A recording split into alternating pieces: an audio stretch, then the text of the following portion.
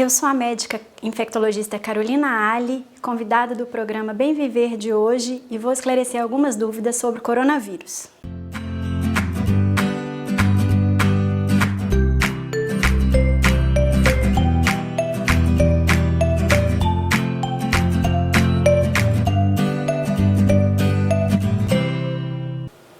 O programa Bem Viver está com um novo formato durante a pandemia de coronavírus e hoje vamos tirar algumas dúvidas sobre a Covid-19.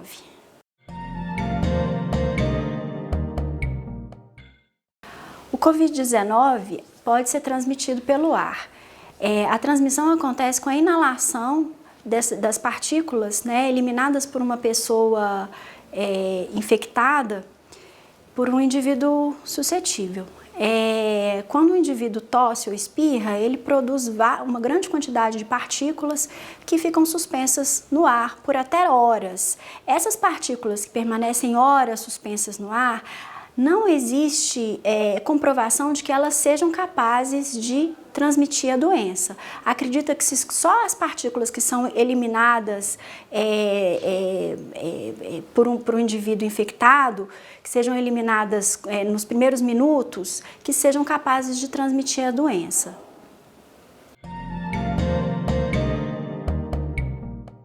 Quando fala-se na curva, no achatamento da curva, que é a preocupação que as pessoas têm, que a mídia tem trazido para as pessoas, nós estamos falando da curva epidêmica. A curva epidêmica, ela mostra o número de casos ao longo do tempo. A curva de doenças infecciosas, o número de casos vai aumentando, tem seu pico até depois diminuir, E quando se fala na tentativa de achatamento dessa curva, isso foi o que justificou o isolamento social, Porque deixando as pessoas, diminuindo a circulação de pessoas em ambientes comuns aí, há essa tentativa de reduzir a transmissão e que não eliminar por completo a transmissão, mas apenas reduzir para que o número de casos aconteçam em menor quantidade ao longo do tempo, de uma forma mais controlada, E com isso evitaria que o número de casos acontecessem ao mesmo tempo num certo lugar. Os casos estando com uma evolução mais lenta da transmissão, a gente permitiria que os serviços de saúde dessem conta dos casos que estão surgindo. Então, isso é o achatamento da curva. Quando a gente está falando de curva, a gente está falando da curva epidêmica, o número de casos de pacientes infectados ao longo do tempo. A maior parte dos estudos mostram que após 14 dias da infecção, esse indivíduo já não é mais portador do vírus. Existem alguns relatos, algumas situações em que foi possível identificar o vírus no indivíduo até 20, 25 dias depois dos sintomas, mas isso não é a regra. O mais comum é que o vírus seja eliminado já nos primeiros dias, e com no máximo uma duração de 14 dias, que é justamente o período que a gente deixa o paciente em isolamento domiciliar quando ele é um caso suspeito ou confirmado. Quando a gente fala paciente assintomático, significa que esse paciente não tem sintoma algum. Claro que às vezes ele pode ter um sintoma que passa despercebido, mas em geral não são sintomas que permitem que a gente o enquadre num quadro suspeito, Então, assintomático, a gente está querendo dizer a ausência de sintomas, dos sintomas clássicos. É possível saber se o indivíduo já teve o coronavírus, Existem exames sorológicos que mostram se esse indivíduo já teve um contato prévio com esse patógeno, igual existe para outras infecções. Mas esse exame, ele é um exame que ele ainda não está disponível em larga escala, É um exame que tem chegado para os serviços de saúde ainda em pequena quantidade e que por ser em pequena quantidade, a gente tem indicado para algumas situações específicas. tá? E é claro que existe, que nenhum exame é absoluto, né? Então, os exames, quando a gente fala de exames, e não só para essa infecção, mas para outras, a gente tem que associar o resultado de um exame a um quadro clínico. Um exame isolado, ele pode me dar uma ideia, mas ele não vai me dar um dado absoluto, me afirmando com 100% de certeza que eu já tive a Covid. Até porque esses exames sorológicos, eles podem demonstrar que eu já tive algum outro tipo de coronavírus e não o novo coronavírus. Existe o que a gente chama de uma reação cruzada desse exame, né? Ele pode não ser tão específico para o novo coronavírus. Claro que durante uma pandemia, se eu peço esse exame e ele vem, né, positivo, me mostra que provavelmente eu tive contato com o novo coronavírus, mas ele não é um exame tão preciso assim. Os testes rápidos que medem IgM e IgG, o IgM e o IgG são justamente anticorpos, então eles demoram a surgir no organismo de um indivíduo. Em geral, a partir do 7º dia, já é possível identificar a presença do IgM, idealmente em torno do 10º dia. E o IgG se tornaria positivo por volta do 14º dia de sintoma. Tá? Então, a partir do 7º dia, a gente já poderia realizar esse exame, idealmente em torno do 14º. Existe uma campanha internacional para que as pessoas da comunidade utilizem máscaras de produção caseira mesmo, para servir de uma barreira para evitar a transmissão, evitar a produção de gotículas, né, no ambiente. Considerando que indivíduos sem sintomas ou com poucos sintomas poderiam estar transmitindo o novo coronavírus, a ideia da máscara, ela veio para evitar essa disseminação no ar. Então, na verdade, ela serve pouco para proteger o indivíduo. A máscara, essa máscara de tecido, né, essa máscara caseira, ela serve mais para, eu utilizando, para proteger o outro, certo? Eu queria, então, o Ministério da Saúde, ele recomenda essa máscara, né, para a população geral, e é interessante destacar que essa máscara ela não deve ser usada por profissionais de saúde. O profissional de saúde atuando, né, dentro de um serviço de saúde, ele tem que usar os equipamentos de proteção individual que são recomendados por aquela instituição. Agora vamos para um breve intervalo e voltamos já.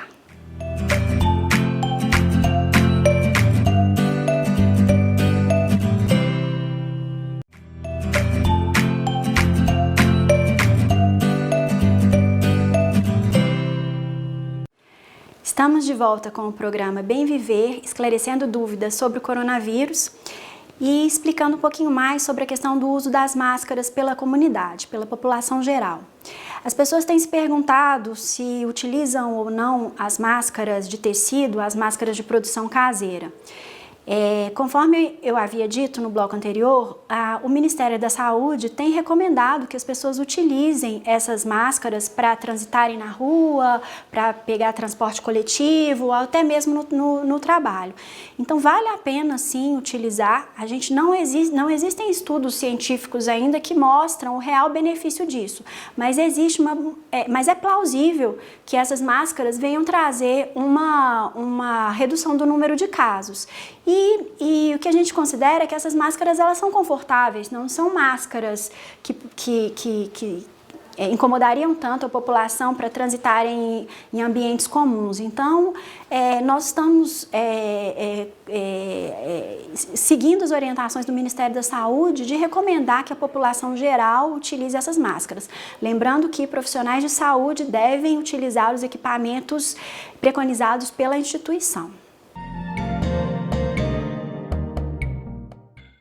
Atualmente, os casos eles só são definidos como um caso de coronavírus quando eles preenchem os critérios clínicos e laboratoriais, né? Então, para a gente identificar, fechar um caso de coronavírus, é preciso ter um exame, preferencialmente um PCR, um exame de PCR. Quando esse exame é negativo, a gente automaticamente descarta esse caso, né, esse até então caso suspeito. Essa definição de caso confirmado, caso descartado, excluído, ela pode mudar de acordo com as orientações da vigilância epidemiológica local. Tudo indica que o novo coronavírus confira ao indivíduo imunidade. O que quer dizer isso? Quer dizer que uma vez que ele pegou esse vírus, que ele não venha a contraí-lo novamente. Os estudos ainda são preliminares, mas nós já temos um conhecimento de outros vírus semelhantes que a gente aplica também a essa situação. Tem surgido várias discussões sobre medicamentos, vitaminas que poderiam trazer algum benefício na prevenção e às vezes talvez no tratamento do coronavírus. Não existem comprovações de que a vitamina D traria algum benefício, né? Nem o zinco. Esses estudos são muito iniciais ainda. A princípio, a recomendação é de utilizar a vitamina D somente se indicado para outros motivos, né? Para as indicações habituais da vitamina D, e não utilizar como um preventivo ou um tratamento para o coronavírus. Com relação à barba, a utilização da barba, né, ela vai influenciar no uso da máscara N95 ou PFF2, que são aquelas máscaras que conferem uma proteção maior, que são utilizadas hoje exclusivamente para procedimentos que geram aerossol, certo? Então, para a utilização dessa máscara, ela precisa vedar bem o rosto. A barba poderia interferir nessa vedação.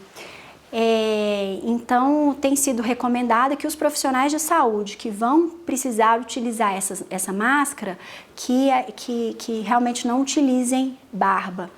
A população geral não precisa se preocupar com a barba, uma vez que não há necessidade de fazer o uso dessa máscara com uma melhor vedação. Para ser considerado curado, nós vamos levar em consideração o tempo que o vírus sobrevive dentro do organismo da pessoa e que é possível de ser transmitido. Em geral, com 14 dias, como eu já disse antes, o organismo já elimina todo esse vírus. Se nós formos pensar nos sintomas clínicos desse indivíduo, a gente sabe que num quadro, comparando por exemplo com um quadro gripal, que pode demorar até semanas para que a tosse cesse por completo. Então, quando nós estivermos falando de cura, nós vamos pensar na cura virológica, que geralmente é em torno dos 14 dias, e na cura clínica, ela pode demorar vários e vários dias. Mas lembrando que os pacientes que evoluíram com com gravidade na infecção pelo coronavírus, isso aconteceu em torno do 7º e 10º dia de sintomas. Os obesos foram incluídos sim no grupo de risco. Todos aqueles indivíduos que nos primeiros estudos, principalmente nos estudos vindos da China, que tiveram uma mortalidade maior, foram incluídos no grupo de risco. Então, principalmente idosos, né, portadores de hipertensão, de diabetes, cardiopatas e pneumopatas, indivíduos obesos, né, indivíduos com insuficiência renal e imunossuprimidos. Quando a gente agrupa os indivíduos, seja no hospital ou seja na comunidade, o ideal é que a gente tenha o diagnóstico confirmado. Então, colocar 2 pacientes juntos, sendo que os 2 têm exame positivo, exame demonstrando a presença da infecção, não teria problema algum. A questão é a gente colocar 2 indivíduos com quadros diferentes, onde às vezes um tem a infecção e o outro não tem, e esse que não tem pode acabar adquirindo. certo?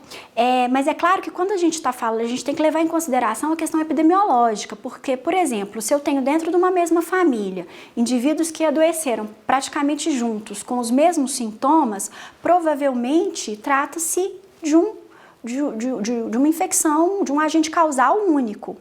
Então, não teria problema eu colocar esses dois indivíduos dentro do mesmo ambiente. A questão se forem indivíduos de grupos sociais diferentes, seria mais complicado eu mantê-los junto. O ideal é colocar junto somente as pessoas que têm o diagnóstico confirmado. Com relação à lente de contato, a higienização das mãos é primordial. É interessante esse indivíduo lavar o rosto, secar bem o rosto antes de colocar a lente de contato. Mas mais importantes são os cuidados habituais que ele já tem com a lente e a higienização das mãos. Alguns acessórios, geralmente, eles não são higienizados. Quando a gente lava as mãos, o anel atrapalha uma correta higienização das mãos, o relógio a mesma coisa. Então, o ideal é que a gente faça uma rotina de limpeza. Se o indivíduo propôs-se a usar esses joias, relógio, etc., é interessante que ele faça uma rotina de limpeza. E lembrar que sempre que lavar a mão, tem que higienizar também esses paramentos. Já saiu um estudo mostrando que os indivíduos vacinados com a BCG na infância, que eles teriam menos risco de contrair a infecção. Mas ainda essas informações são muito prematuras ainda e não dá para a gente estabelecer uma relação. Aqui no Brasil, felizmente, nós somos vacinados ao nascer, né? Mas ainda é muito cedo para concluir qualquer coisa sobre isso. Os profissionais de saúde devem utilizar os equipamentos de proteção individual que estão padronizados nos serviços de saúde onde ele trabalha. Essas recomendações todas vêm da Anvisa, então elas têm uma segurança, mas de nada adianta o profissional de saúde utilizar o equipamento se ele não souber utilizar direito ou não seguir as recomendações básicas de higiene dentro do hospital. Falo isso porque muitas comparações entre serviços de saúde têm surgido entre serviços da própria região ou com imagens que um profissional de saúde vê de hospitais internacionais que oferecem paramentos mais complexos para proteção individual. Mas o profissional ele tem que lembrar que aquilo que está sendo fornecido, ele tem uma segurança sim e que ele precisa ser bem utilizado. A máscara N95, ela tem que ser bem cuidada, ela tem que ser bem colocada, ela tem que ser bem acondicionada para que não haja uma contaminação do próprio indivíduo e do ambiente. Temos que lembrar que essa máscara, que qualquer máscara na verdade, é um objeto filtrante. Então, a parte externa dessa máscara, ela vai estar toda contaminada. Se eu termino o meu turno de trabalho e deixo essa máscara jogada em algum lugar, eu estou expondo outros profissionais a risco.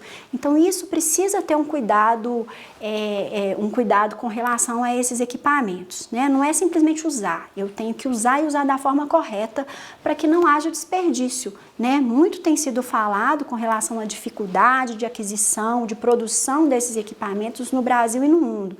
Então, cabe ao profissional de saúde utilizar, seguir as orientações daquela instituição onde ele trabalha. E existem também as recomendações básicas de higiene para todo profissional que é da área da saúde, né? Como, por exemplo, prender o cabelo, não usar unhas grandes que vão atrapalhar a higienização das mãos, cuidados com as vestimentas.